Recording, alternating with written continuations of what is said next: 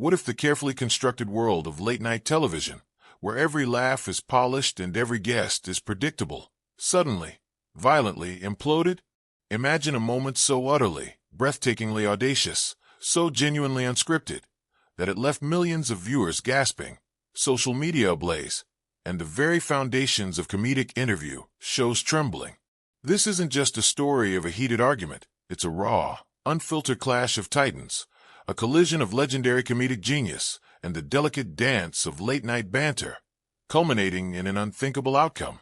A living legend, a man whose very name evokes laughter and iconic characters, Eddie Murphy, on the revered stage of Stephen Colbert's The Late Show, engaged in a confrontation so explosive, so unforeseen, that it ended with him doing the impossible, walking off set in a blaze of silent fury. This isn't merely gossip, not just another fleeting news headline.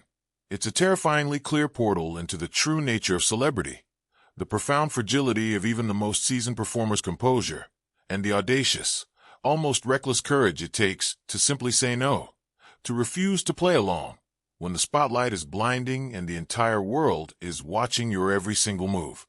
If you've ever wondered what it truly takes to make the untouchable crack, to witness the unvarnished reality hidden behind the glare of the carefully curated spotlights, then you need to listen, not just with your ears, but with every fiber of your being, because what you're about to discover will fundamentally, irrevocably shift your perception of public platforms, the boundaries of humor, and the sheer, unyielding, undeniable force of personal dignity when it refuses to be trivialized.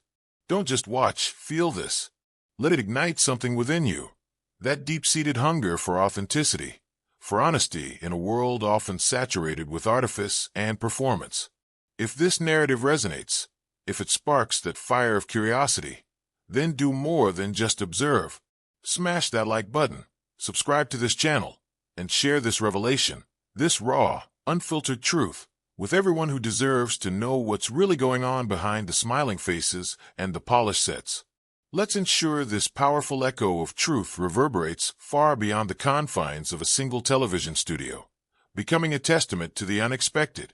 The stage was set, draped in the familiar comfort of late-night talk show glamour, promising an evening of effortless entertainment. The air thrummed with a different kind of anticipation, a palpable excitement that transcended the usual studio buzz.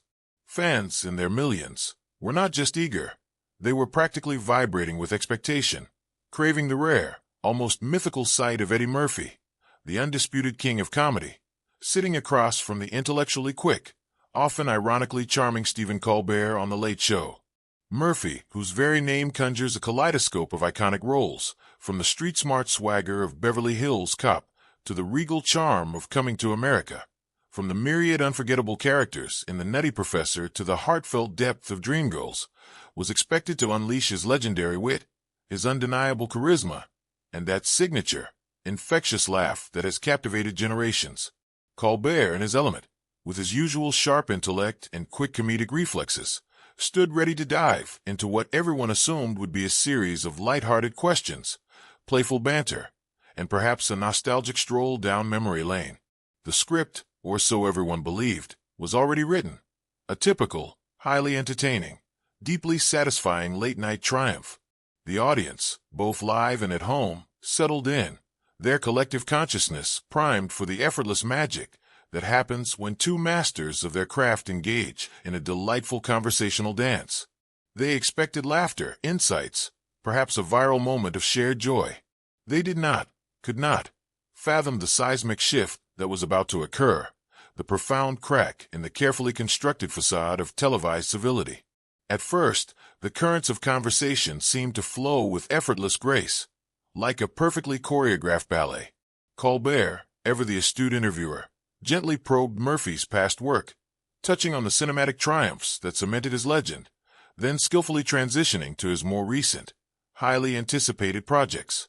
The studio audience, responsive and engaged, punctuated their back and forth with waves of laughter, the comfortable, familiar sound of their usual comedic rhythm. It was a symbiotic relationship, the host throwing out perfectly weighted lines, the guest hitting them out of the park with his characteristic timing.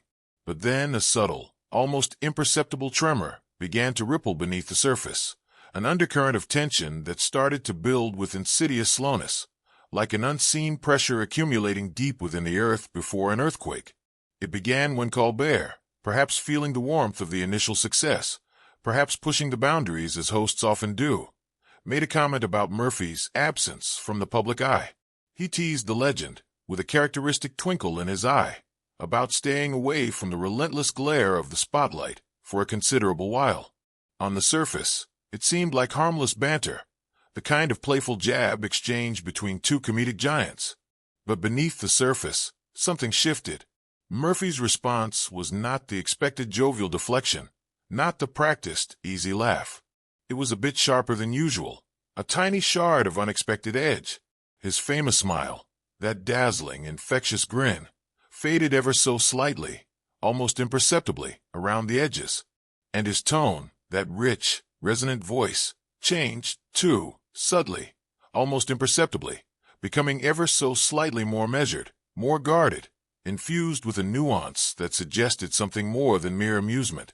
It was the first discordant note in an otherwise harmonious symphony, a whisper of a storm gathering on the horizon that only the most sensitive ears could detect. The audience, still laughing, might have felt a flicker of unease, a momentary tightening in the pit of their stomachs, sensing that the comfortable, predictable path of the interview might just be veering off course. Then the true shift, the moment when the subtle tremor became an undeniable jolt, sending cracks through the polished surface of the interview. It began when Colbert, ever the showman, ever trying to elicit a more personal, perhaps even vulnerable, anecdote, poked again at Murphy's perceived reluctance to make frequent public appearances. The question, delivered with what was surely intended as a light jab, a playful prod, struck a nerve, a deeply sensitive one. It wasn't just a question.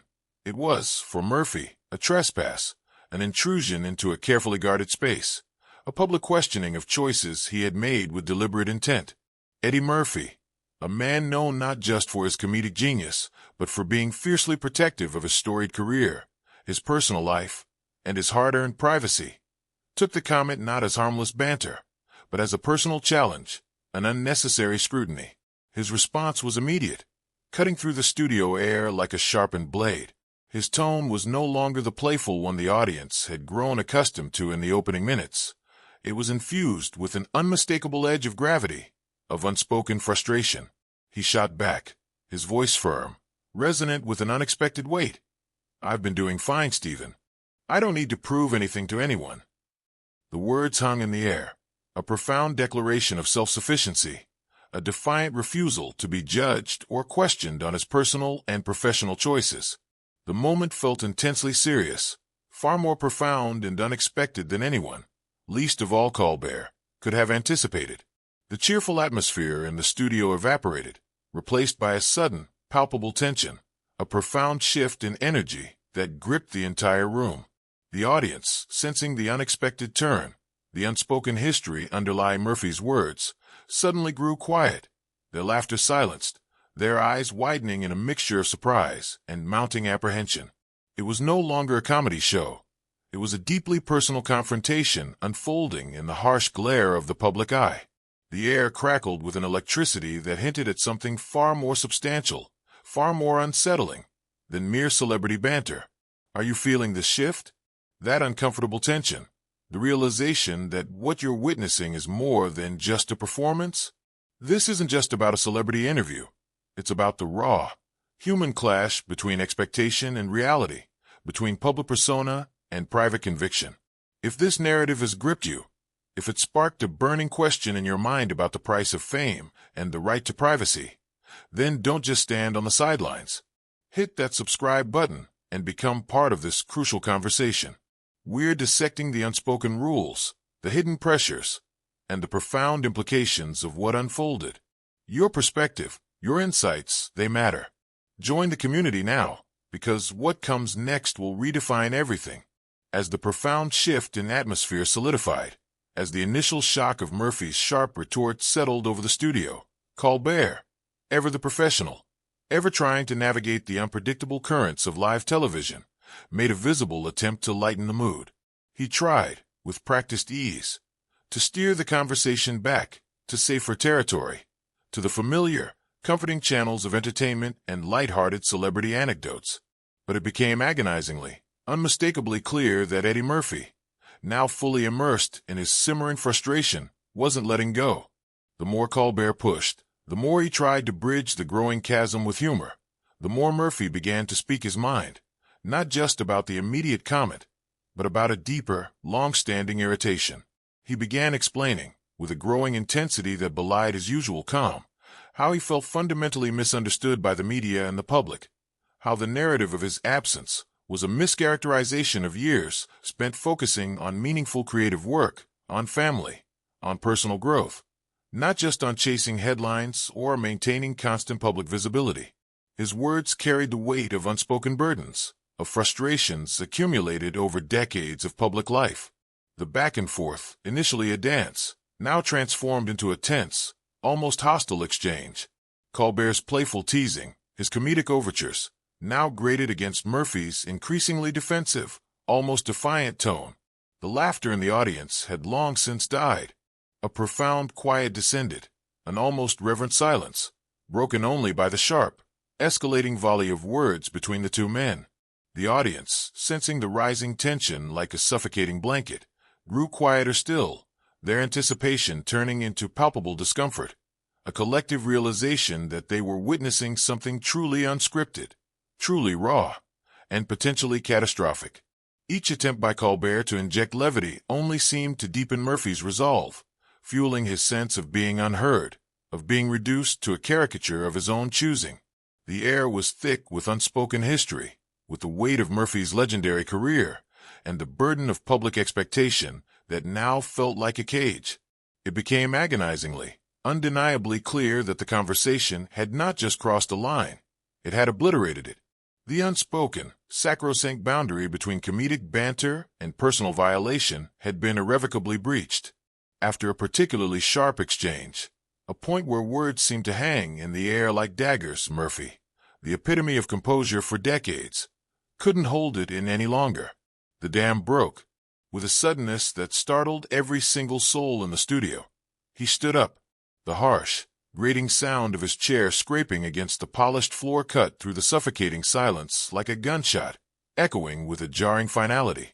His eyes, usually filled with comedic sparkle, now held an unyielding firmness, a quiet fury. "I'm out," Murphy declared, his voice cutting, imbued with a quiet but absolute resolve, carrying a profound weight that rendered it almost a command. The two words, so simple, yet so utterly shocking in their context, hung in the electrified air, suspended, resonating with a terrifying finality. The entire studio, audience and crew alike, fell into a stunned, breathless silence, a collective gasp that was barely audible. Colbert, caught utterly, spectacularly off guard, his usual quick wit momentarily abandoned, his face a tableau of bewildered surprise, tried instinctively to keep the situation light, to salvage the wreckage with a nervous, almost pathetic laugh. It was a desperate attempt to restore the illusion, to pretend this was all part of the show. But the laughter died in his throat, a hollow, empty sound. For Eddie Murphy was already walking away. His steps were deliberate, unhurried, yet filled with an undeniable purpose, a silent declaration of autonomy. He walked towards the backstage exit, leaving the late-night host standing alone, bathed in the harsh studio lights, trapped in an agonizing, utterly unprecedented, awkward silence. The moment felt like it had shifted from a typical, controlled interview to something raw, deeply human, and infinitely more intense. Everyone in the room, from the bewildered producers to the stunned technicians, as well as the millions of the audience at home, were left profoundly shocked, their minds reeling, struggling to process the sheer audacity, the unprecedented nature of what they had just witnessed. It was not just a walk-off. It was a defiant act of self-preservation, a legendary figure drawing an unshakable line in the sand, daring the world to cross it again. The reverberations of that chair scrape, those two words, and that silent departure would echo for years to come. Eddie Murphy's sudden, dramatic exit, a silent, powerful declaration of his boundaries, created an unforgettable late-night moment, instantly etched into the annals of television history.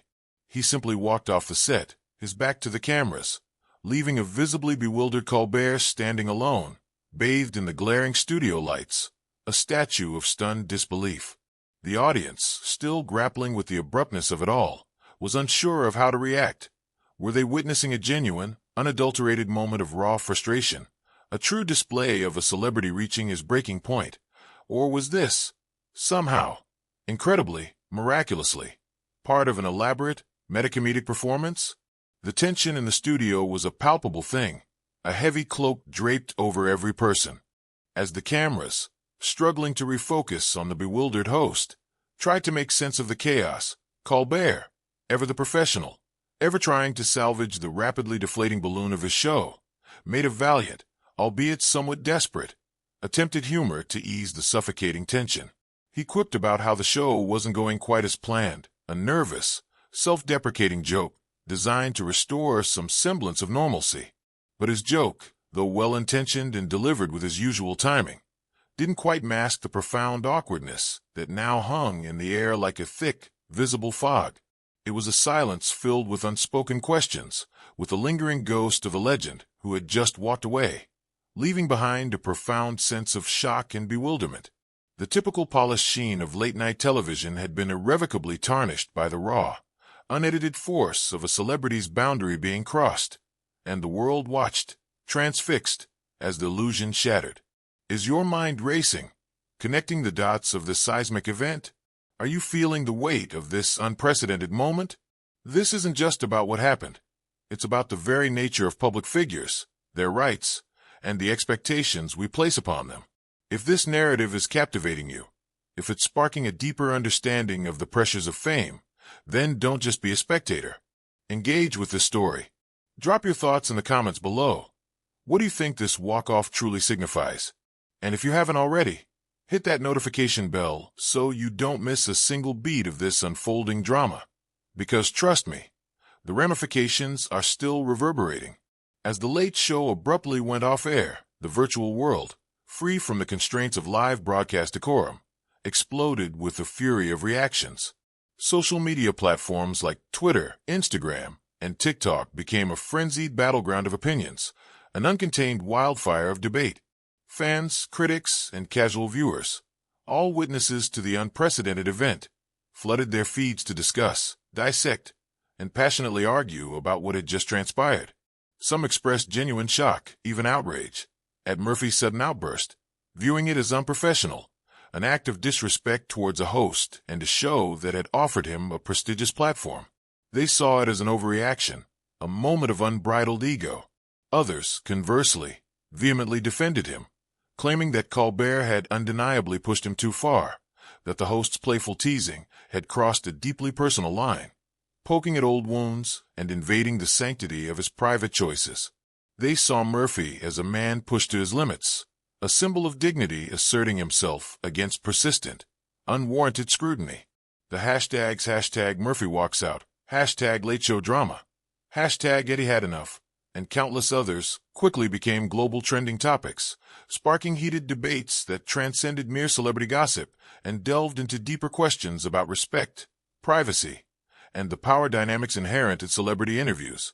Memes, raw and unpolished, born from the immediate shock of the moment, and hastily edited video clips of the walk-off circulated like wildfire, adding fuel to the already raging inferno, ensuring that this unforgettable moment would live on, endlessly replayed and debated, in the annals of pop culture for weeks, if not months, to come. The digital echo chamber amplified every raw emotion, every passionate defense, every indignant critique, transforming a single live television event into a global phenomenon, a collective moment of reckoning for both the entertainment industry and its voracious audience. While the millions of viewers were left to wonder, to speculate, to replay the shocking footage in their minds, frantic whispers and hushed reports began to surface about the chaotic, intense reactions behind the scenes. Crew members, usually stoic and focused, and production staff, seasoned veterans of live television, were said to have been just as profoundly shocked as the viewers at home. There was an initial moment of stunned paralysis, a collective holding of breath, as the reality of the situation sunk in. Insiders, speaking off the record, their voices laced with a mix of awe and disbelief, later revealed that Murphy had been visibly grappling with an escalating frustration during the preceding minutes of the interview. His growing discomfort hadn't gone entirely unnoticed, even if its ultimate manifestation was unforeseen. Some sources suggested that the decision to walk off, while abrupt, wasn't entirely without precedent in Murphy's own mind, a final, definitive act born of a building sense of disrespect. Colbert's team, caught in the immediate aftermath, was described as scrambling, a flurry of panicked activity aimed at salvaging the rapidly disintegrating segment, attempting to fill the gaping void left by Murphy's departure. But the sheer force of Murphy's reaction, the unprecedented nature of his exit, had caught everyone off guard, rendering their usual contingency plans moot. The entire crew, under immense pressure, worked with frantic speed to adjust, to pivot, to make sense of the unscripted chaos, struggling to maintain the illusion of control. It was abundantly clear, to every single person involved, that this shocking turn of events was unequivocally not a part of the script. It was a genuine, raw, human moment, a collision of personalities and expectations that transcended the carefully planned facade of television, leaving a profound sense of disruption and a powerful, lingering question about the true boundaries of public performance.